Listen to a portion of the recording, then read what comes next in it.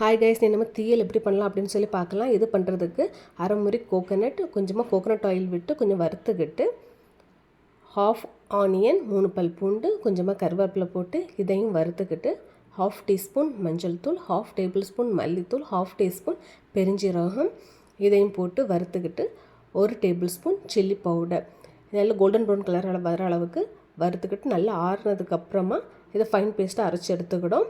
தென் குக்கரில் கொஞ்சமாக coconut oil விட்டு வெந்தயம், கடுகு, கருவேப்பிலை போட்டு தாளிச்சுக்கிட்டு, ஒரு பெரிய ஆனியன், 1 டொமேட்டோ, 2 சில்லி, 2 பல் பூண்டு போட்டு மிக்ஸ் பண்ணிக்கிட்டு, முருங்கைக்காய், கத்திரிக்காய் போட்டு அதையும் கொஞ்சம் மிக்ஸ் பண்ணிக்கணும்.